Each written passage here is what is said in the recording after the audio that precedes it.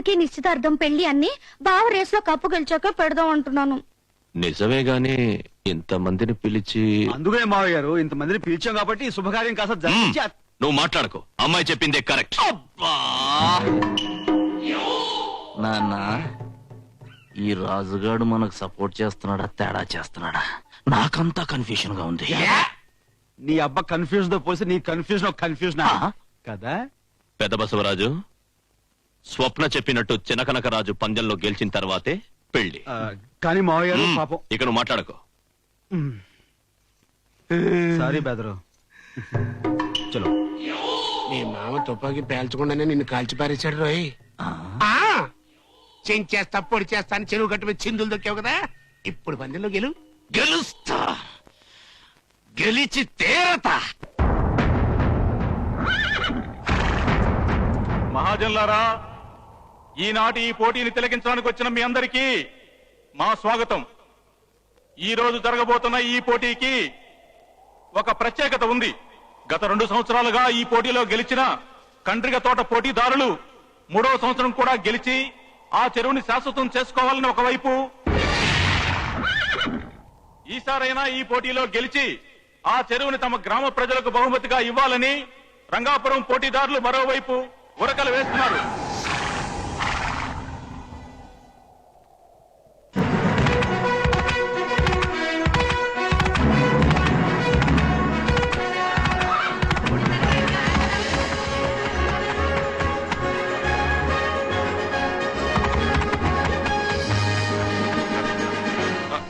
ఆడవాళ్ళ రికమెండేషన్ తో ఆశీర్వదించి పంపించారు.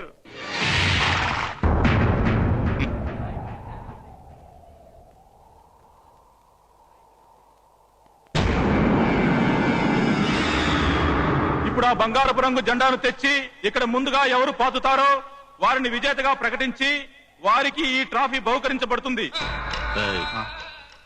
అన్న ఏర్పాట్లు చేసావా? చేశానన్నయ్య. జాగ్రత్త, ఆ రంగాపురం వాళ్ళు గెలవడానికి వీలు. అలాగే.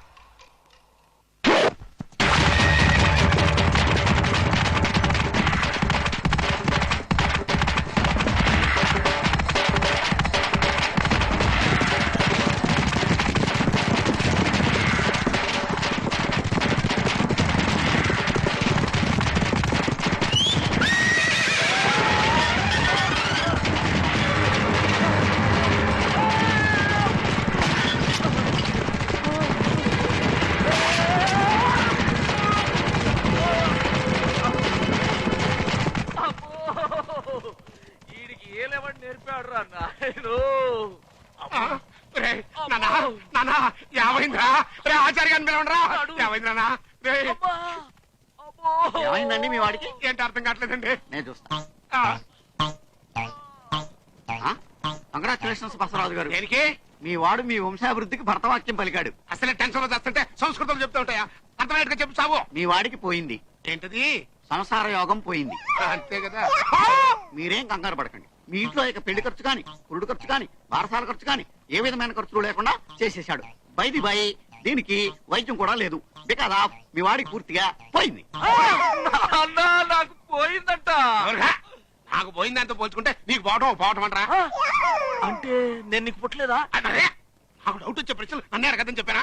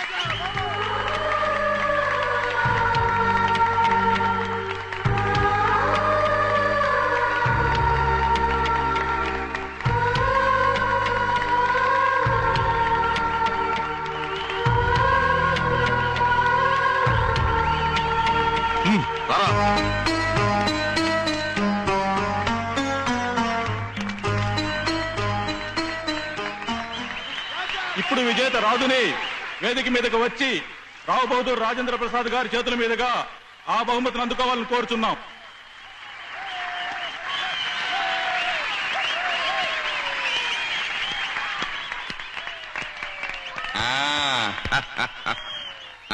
ఎవరా?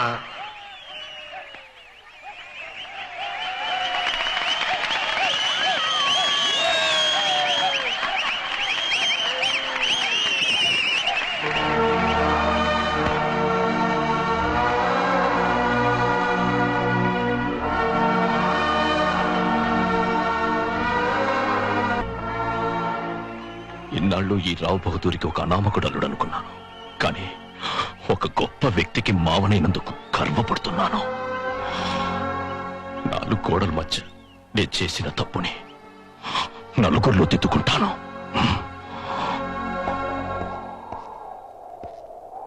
గ్రామ ప్రజలారా, మీ అందరికీ తెలుసు నా పెద్ద కూతురు పెళ్లి చేసుకొచ్చిందని.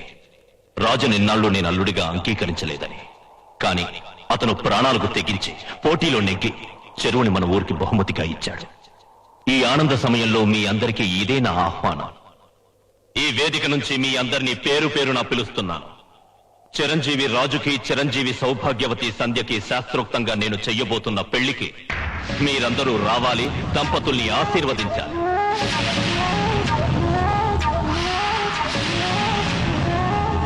బావగారు పనిలో పని మా అబ్బాయికి మీ చిన్న కూతురు కూడా పెళ్లి అనౌన్స్ చేసేయండి. శుభలేఖల ఖర్చు తగ్గిపోద్ది. సిగ్గులేదు? మొదటి రౌండ్ లోనే బోల్తా పడి పరువు తీసిన సన్నాసికి నా కూతుర్నిచ్చి పెళ్లి చేయమంటావా? వెళ్ళలే.